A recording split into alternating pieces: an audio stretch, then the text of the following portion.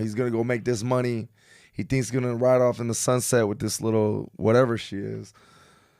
It's not going to go the way you think it's going to go because the devil always wins when you ride in that wave. If you're not working on your mission, you're drifting through life. Facts. And right now, I don't care how much money he's about to make. He is drifting. He needs to be focused on that path. And the path is not her. It's not her.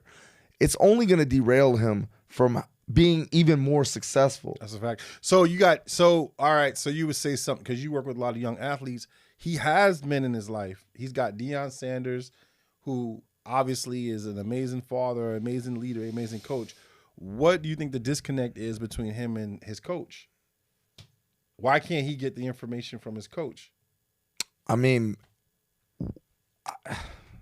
I think this is one of those things where this has got to come from his father. Where's his father at in this?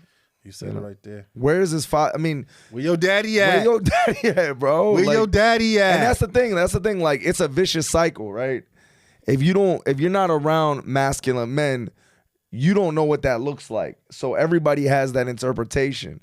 And I've trained for the last 15 years. I've trained mostly athletes without fathers in their lives. And what happens with that is they become very emotional. But see, to be great at sports, you need that emotion, which is great. But then off the field, those emotions still are there and they're not being logical. That's why they get into trouble. That's why they're, crashing cars at 3 o'clock in the morning, getting drunk, wilding out, fighting, robbing people. I've seen everything. Mm-hmm. I've seen every scenario. I've gotten so many different calls in the middle of the night from athletes like, yo, coach, like this and that. Like, I mean, I remember when one of my guys crashed his car at 4 o'clock in the morning right before the NFL draft. What? You know what I mean? Like, I mean, it's crazy. These guys put themselves in these situations because they're not being men. A man thinks logically. A man has a plan. A man doesn't deviate. A man doesn't drift. A man has self-discipline, self-esteem, self-confidence, and is in love with himself first and puts God first and then himself. Facts. Because to be selfless, you have to be selfish. All right? And I don't care how many touchdowns you can score. I don't care how good of a cover corner you are, a shutdown guy. It doesn't matter. Because when you go off the field, you have to carry that same way. And off the field, he's wearing a dress. Off the field, he's acting feminine. Off the field, he's going to get – that's where his real opponent is. That's a fact. And that's where these athletes are losing. It's not just Travis. It's all over. And it comes from, we are men, all right? We are masculine. We are protectors. We are providers, right? That comes with an ultimate responsibility. We are the givers. We are the gatekeepers. And we got to make sure that we carry the rules out so these young boys can actually become men. Because where is his father in this? His father should say, listen, you can't be with this girl right now. You are about to be the first pick in the NFL draft. We have to put that to the side. You have to listen. And, as a man, you always listen to your father. That's a fact. But if you don't have that in your life, who are you going to listen to? And then, his your mom. Girl. Yeah, you going to listen. Mom. Yeah. And that's, look, we love our women. With this world is, the women are a part of this world. This is the most beautiful part of this world. But a man has to be taught by a man. That's my mission in life. I'm trying to teach these young boys how to be on and off the field men. Right. Right? And one thing I will say is you got to be able to be by yourself. You got to learn yourself to be a better man, right? That's key. Imagine he goes and makes this $30 million, right? He balls out, right? He has the daily fires in his life. He's going to get hurt, right? And he overcomes that, right? Something tragic happens in his family. He overcomes that. He goes through all these different traumas and things in life, these obstacles in life, right? And he overcomes them. And then he, at his end of his career, he actually has developed the self-mastery, the self-confidence, and the real self-esteem to be with somebody special and give that love back now. But and because All these controversies and chaoses and obstacles are gonna come all day. all day. You're gonna bring somebody else involved in that? That's not. And then what's gonna happen? What's gonna happen? You're gonna get in a fight with that person because maybe he's putting football before her, or maybe he's not, right? And then he takes it out on her, and then his emotions come out, and they fight physically, verbally. That's right? it. And that might be the next iteration of this relationship because he's so passionate. He's so into this girl. He can't delineate himself from her. They're pretty much one.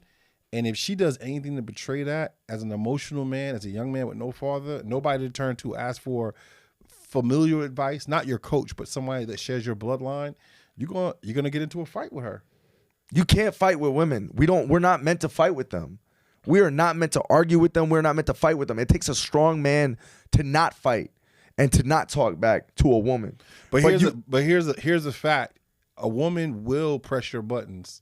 The wrong woman will see that she knows you have so much to lose that she'll either challenge you to put yourself in that situation, or she'll trap you into putting yourself into that situation. And it's up to you as a man to have the self-discipline, to have the restraint to say, you know what? I have too much to lose to go past this point, so I'm going to walk away. I'm not walking away tonight. I'm walking away forever. It's cutoff game. If you're on your mission, you can just be silent, pause, and you don't even have to respond. You can just walk away.